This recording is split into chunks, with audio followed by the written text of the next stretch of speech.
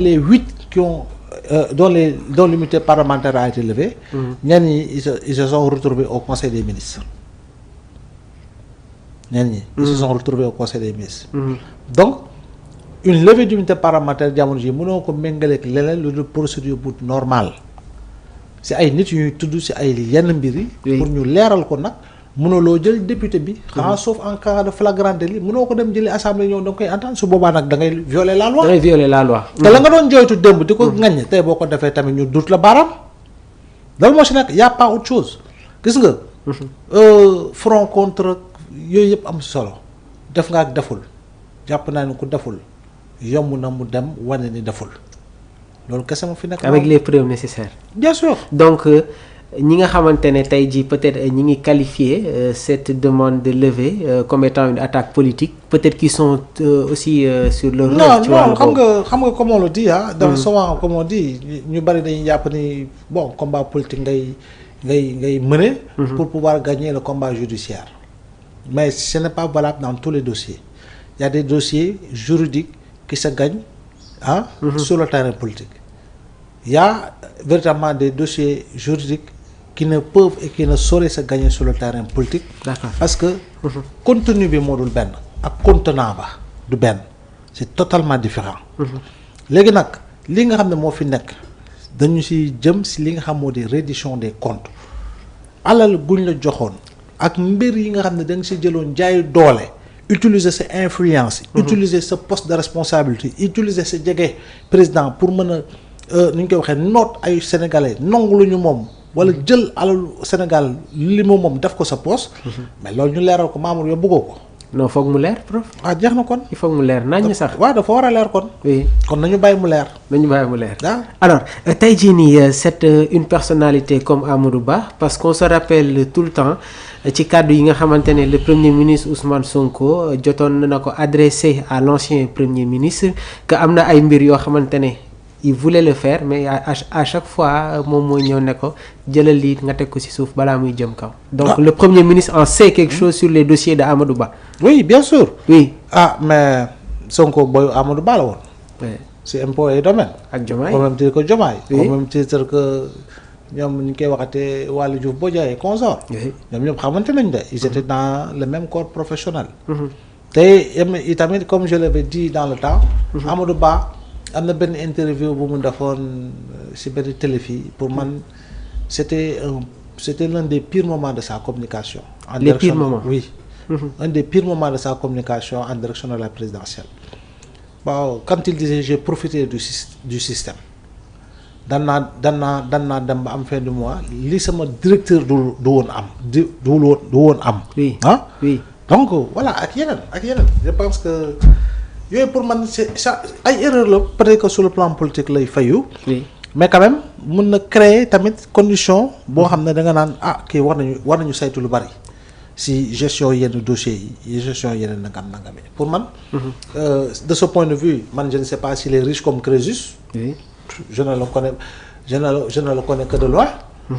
këram si internet bi laa ko gisee xëy na yow jot nga faa dem. non man dewuma foofu xam nga voilà gis naa ascenseur. oui xaw ma ñaata étage la. xaw ma première wala deuxième. voilà yooyu yëpp mi ngi ci. donc ça ne veut rien dire mais maintenant bu dee lu nga ñaq la lu nga liggéey ñaq la. lu la neexee def ko tabaxee ko jënd si way woto noonu mu neexee mais day baax itamit. li nga xam ne askan wi moo ko moom te bokk ko. Mamour loolu kenn du ko caaxaanee. yooyu yëpp faw ñu saytu ko. gis nga coow la reddition des comptes yooyu sax waratuñ ciy toog di wax dañoo war a bàyyi justice bi rek di def li muy def di dóor li muy dóor. di gérer li muy gérer di avancer li muy avancer di situer les responsabilités ba keroog ñuy dem ci ay procès encore une fois loolu moo fi nekk ok moo fi nekk waaye fii moom da ngay gis koo xam ne tojamaan la ñu def ko héros tojamaan. jàmbaar ji. ñu def ko héros. néew ma diw la nag de. oui du ma tooñ kenn. mais fii da ngay gis ñu ne ku xam ne dafa tojee ba ne ngañ ñu naan ko sa ndey liggéey ñu baal ma ci kàddu gi somp c'est une approche sociologique à déconstruire c'est une approche on ne doit pas profiter de la pauvreté et de l'extrême pauvreté de certains Sénégalais pour véritablement di leen dugal si ay combats yoo xam ne jàppale gi yëpp mooy yaakaar guñ ci am oui junni gi ñu ciy am ñetti junni gi ñu ciy am. yaa ngi dégg yooyu vraiment approche boobu war nañ ko déconstruire ba Sénégalais am neneen nu ñuy gisee du mën a ñëpp parce que la majorité des Sénégalais comprendre nañu enjeu yi moo taxit ñoom ñoo xeex ñoom ñoo foli ñoo fal. ñoo joxe majorité. oui donc loolu moo ci nekk. d'accord alors professeur Amadou Ba est-ce que tey jii nii bàyyiwul xel trop ci kàddu yi nga xamante ne le premier ministre Ousmane Sonko yëkkati na ko à son encontre Amadou Ba leader de l'opposition waaye mu nekk tamit une personnalité boo xamante ne il n'est pas trop actif dans le champ politique ndax dafa am loo xamante ne mi ngi koy sóor tout le temps. waaw man yàgg naa wax que ni Amadou Ba en fait. dafa am lu muy sóor. c'est à lui de prendre ses responsabilités hein. parce que jamono ji ñuy wax ay affaire de ni ñu koy waxatee face to face ñoom ñaar ah. oui waaw débat entre ñoom ñaar tout ça je dis bon c'est dommage mais du am xam nga. waxoon naa ko tôt ou tard du am parce que CNRA tam du bàyyi mu am. au détriment des autres candidats mais je dis encore une fois moom si wàllu boppam. xëy na am na lu muy sóor. oui am na lu muy sóoraale si lu bari. xëy na moo tax du bëgg sori loolu. activé wul trop ci yenn mbir yi. oui mais. nit da ngay gëm sa bopp jël say responsabilités. moom moo waroon mën a imposer wu comme chef de l'opposition ndax moo jël deuxième section présidentielle ay nit jóge nañu APR bàbbee ko ñëw bëmax ko def fi benn show fii ci benn hôtel de la place. pour lancer les activités du parti bu ñu paree sélection présidentielle déggatoo ci kenn.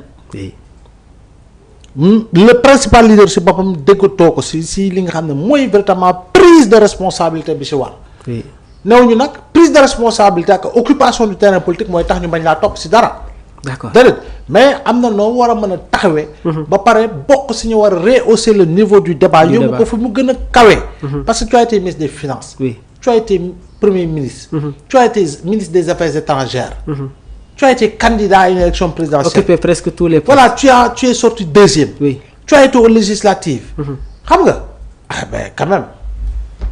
professeur avant ñuy jàll sur l'autre point concernant tamit tey ji mandat d'arrêt yi nga xamante ne jot nañ ko lancé à certaines personnalités nan la ñu war a xaare nii ban procédure moom la ñu war a gis fii ak ay fan yu néew concernant ces personnalités qui sont incriminées. mandat d'arrêt moom xam nga ko lu mu doon. léegi boo fekkee ne dëkk ak dëkk bu ñu ko sekkal. oui am nañu loo xam ne ay accord la. ratifié nañ ko def nañ si lu ñu si war. jàpp naa ni warta mën a am ay jafe-jafe. très bien voilà léegi nag ñi am nationalité daw si yeneen dëkk am na ñoo xam ne rëcc nañu moom. am na ñoo xamante ne rëcc nañu waaw bu ñu amee double nationalité. oui si yenn dëkk yi ñuy dem. bon xëy na am ñu rapport boobu ak si dëkk yooyu. maintenant au moins sax di nga xam parce que bu ñu ko fàttalikoo su Abdou Diouf. l'ancien ki yoroon direction générale IPRES daa dawoon. jamono yooyu. dafa dawoon dem France. mais dañ ko jugé par contumace parce que tamit dafa am double nationalité. xam naa boobu damay xotti na nationalité bale conserver nationalité. conserver benn mais n'est jamais revenu. très bien voilà. alors fii la ñuy jaar ni continuer li nga xamante ne naam moom mooy suñu actualité gel de l'aide publique américaine l'État du Sénégal privé de 300 milliards de francs 300 milliards selon le premier ministre Ousmane Sonko un projet de l'État du Sénégal financé par les États-Unis à plus de 500 millions de dollars maanaam 300 milliards de francs CFA fait partie du lot des programmes impactés par le gel de l'aide publique américaine décidé par Donald Trump. waaw man su may gis sax ñuy wax ci waxu 316 milliards yi. dafay mel ni boo gis nu ñu koy traité dafa mel ni Sénégal dong la. oui dafay mel ni gouvernement wu Diomaye rek la ñu ko xañ. ak ko Donald Trump ba mu ñëwee dafa suspendre aide au développement partout. oui à l'exception d'Israël et de l'Égypte. oui il y a d'autres pays. waaw à l'exception je dis bien. non dëggoo ma la exception. yu ñaar la ci boolewul woon. muy Israël ak Égypte. la ci boolewul woon. donc aujourd'hui USAID gis nga Marco Rubio secrétaire d'État américain nee na maa teyu USAID dafay jeex. bés ni ki tey sax man maay patron USAID. waaw damay jël samay responsabilité parce que USAID na muy dépenser ci alalu Amérique bi dërëm bu nekk daañu xool fu muy dugg ndax njëriñu Amérique ma nga ca loolu la Marco Rubio wax donc. bu ñuy traité ñun fii. donc il faut aller dans le fond des choses. xam exactement mbir bi nu mu demee. ñun bu ñuy wax fii dafay mel ni Sénégal kese lañu privé d'un projet. su déggee tënk rek mais partout c'est partout oui. à l'exception si je ne m'abuse d'Israël et de l'Égypte.